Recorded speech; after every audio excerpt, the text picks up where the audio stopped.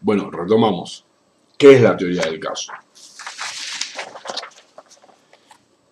Es un ángulo, un punto de vista desde el cual mirar la prueba. En términos tales que si el juez la mira desde allí, verá en ella lo que nosotros vemos. Repito, es un ángulo, un punto de vista desde el cual mirar la prueba. En términos tales que si el juez la mira desde allí, verá en ella lo que nosotros vemos. Es nuestra simple, lógica y persuasiva historia acerca de lo que realmente ocurrió. La brújula del litigante. Un mapa que se diseña desde el momento en que se tiene conocimiento de los hechos y que tiene tres elementos. Resalto conocimiento de los hechos. Conocimiento de los hechos. Conocimiento de los hechos. Bien. Sin el conocimiento acabado de los hechos, el resto es aire. No sirve para nada. Hagamos lo que hagamos. Entonces, la búsqueda que tiene conocimiento de los hechos y que tiene tres elementos. Tres. Fáctico. Es la identificación de los hechos relevantes que nos ayudan a comprobar la responsabilidad o no del procesado. B. Jurídico. Consiste en la subsunción de los hechos dentro de un tipo penal. C. Probatorio. Son los medios probatorios que acreditan las proposiciones fácticas. Repito, los tres elementos: el fáctico, el jurídico y el probatorio. Fáctico es la identificación de los hechos relevantes que nos ayudan a comprobar la responsabilidad o no del procesado. Hechos relevantes. Jurídico consiste en la subsunción de los hechos en un tipo penal. Probatorio son los medios probatorios que acreditan las proposiciones fácticas. Bien. Podemos afirmar entonces que la teoría del caso es una herramienta importante porque permite realizar un análisis estratégico del caso, ordenar y clasificar la información del caso, adecuar los hechos al tipo penal, lo cual servirá para defender la tesis, determinar qué es lo que esperamos de la investigación, seleccionar la evidencia relevante, detectar debilidades propias, identificar las debilidades de la parte contraria.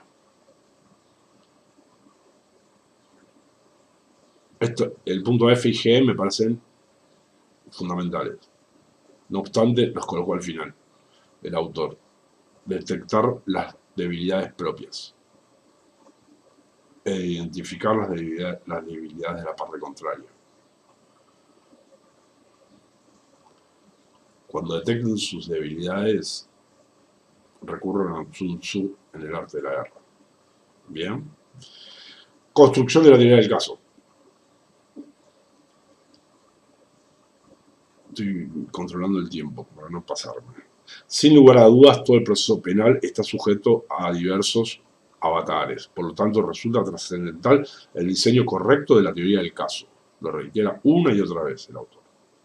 Pues permitirá al litigante afrontar con solvencia el debate oral. En este sentido, esbozaremos un intento de lo que debería ser la construcción de una teoría del caso. Preparación para el juicio.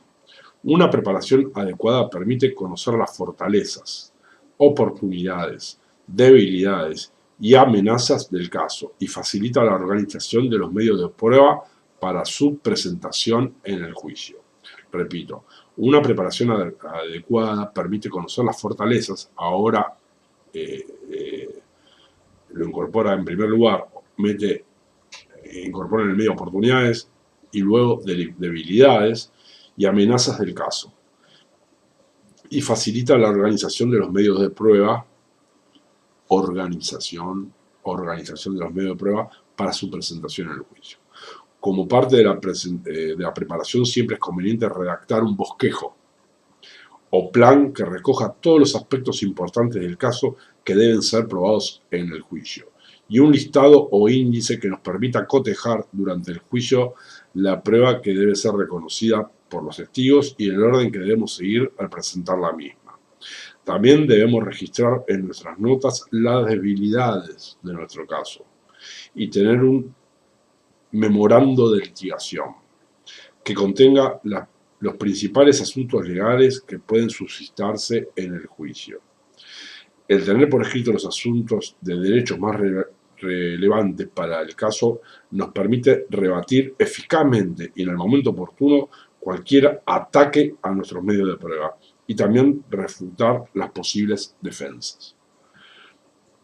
Como parte del proceso preparatorio de un caso debemos cerciorarnos que todos los testigos estén dispuestos para comparecer al juicio y además se debe evaluar si contamos con todos los medios probatorios para asegurarnos que el caso esté completo el día de su señalamiento. El familiarizarnos antes del juicio con la prueba no testimonial nos permite además precisar las bases probatorias que debemos establecer y los testigos necesarios para su conocimiento. En los casos apropiados se deberán tomar medidas con antelación para asegurar la disponibilidad de los recursos técnicos necesarios para presentar en la sala del tribunal determinada evidencia científica o ilustrativa. Se recomienda también, siempre que sea posible, visitar el lugar de los hechos. Esto ya lo he enseñado Gordillo.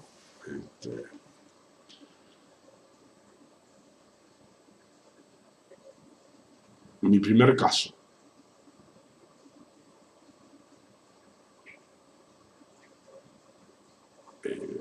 Yo soy de Avellaneda. Era en Berazategui. Y había un problema con una casa, no sé qué historia. Una chica joven, un hombre mayor y nada. Había problemas con la casa. Una usurpación, no sé qué historia. Y me fui con la cámara fotográfica. Y como la chica estaba vinculada a la policía, ¿sí? donde en esos pagos el jefe de calle es el rey, ¿sí? Van a escuchar el jefe de calle, porque conoce al jefe de calle, pues amigo del jefe de calle, porque el jefe de calle, porque el jefe de calle, ¿sabes qué? Y fui con mi cámara fotográfica a sacar fotos de la construcción. Y ahí me apareció un móvil, ¿qué está haciendo? Yo soy abogado, decía, no, pero no sé, no puedo fotografiar, no sé, ¿por qué no puedo fotografiar? Bueno, no sé, perdón la digresión. Se recomienda, siempre que sea posible, visitar el lugar de los hechos. Tenemos de tener presente que para convencer al juzgador de que es confiable lo que declara un testigo, debemos tener la perspectiva correcta de lo que pasó en la escena del delito para formular las preguntas apropiadas a nuestros testigos o para poder contrainterrogar eficazmente a los testigos de la parte contraria. Preparación de los testigos. ¿Cuánto vamos? 8 minutos. Para que la declaración testimonial sea creíble, no solo es suficiente que el testigo diga la verdad, sino que es importante aconsejarlo que, mediante su comportamiento correcto y sereno mientras declara y la seguridad de su respuesta, debe además parecer que está diciendo la verdad. ¿Sí? No solo hay que ser, sino también parecer. No estoy muy de acuerdo con eso, pero no solo tiene que decir la verdad, sino tiene que parecer que está diciendo la verdad. Bien.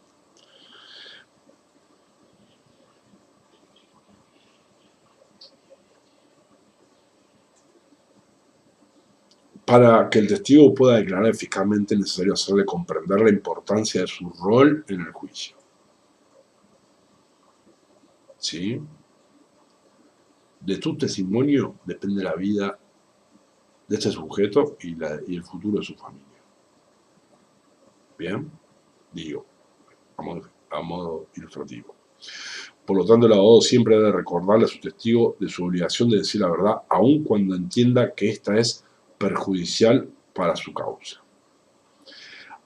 Al entrevistar al testigo se debe escuchar su relato completo y luego de oírlo se le debe indicar cuáles son los datos imprescindibles de su testimonio que acreditan las alegaciones del caso. Además de explicarle al testigo qué es lo que se pretende probar con su testimonio. Se le debe informar la importancia de declarar espontáneamente los hechos que conoce, ya que en el interrogatorio directo no se le podrán formular preguntas sugestivas con el propósito de recordarle algún dato que se le haya olvidado. Es conveniente practicar con el testigo las preguntas y las respuestas que se formularán en el juicio, para que se familiarice con el proceso y no reciba sorpresas en el mismo. Es correcto lo de que no reciba sorpresas.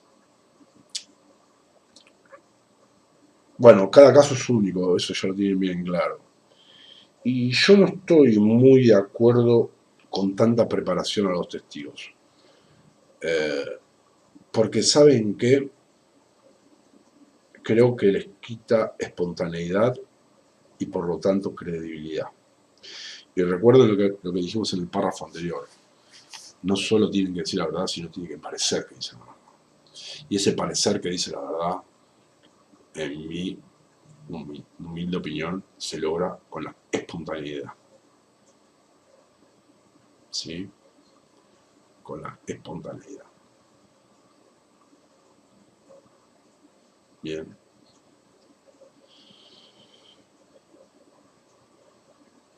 Asimismo, se le debe describir las funciones del juez, del fiscal y del defensor. Inclusive cuando se lleva a cabo la práctica de las preguntas y respuestas, debemos formularle las preguntas al testigo como si estuviera en un turno de contrainterrogatorio, lo que permite que el testigo comprenda la naturaleza de las preguntas a las cuales puede estar sometido y lo prepara para enfrentarse con éxito a aquellas que vayan dirigidas a atacar la credibilidad de su versión. Finalmente, se debe orientar al testigo que debe ser cortés y forme al contestar las preguntas que le formule, y que cuando alguno de los abogados presente una objeción, debe detener su declaración hasta que el juez resuelva la misma.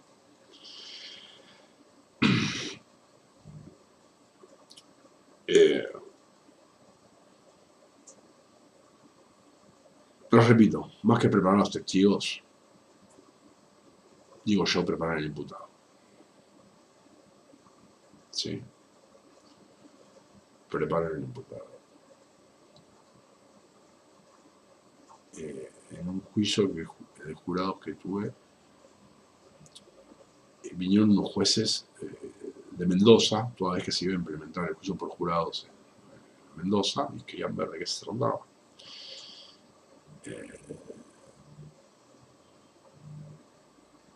Y se inicia el juicio con la declaración de mi asistido. Y escucho, los tenía sentados cerca, están en primera fila. ¿Sí? Y escucho, está mintiendo. ¿Sí? Está mintiendo.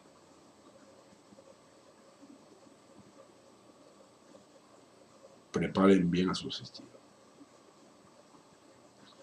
Está mintiendo.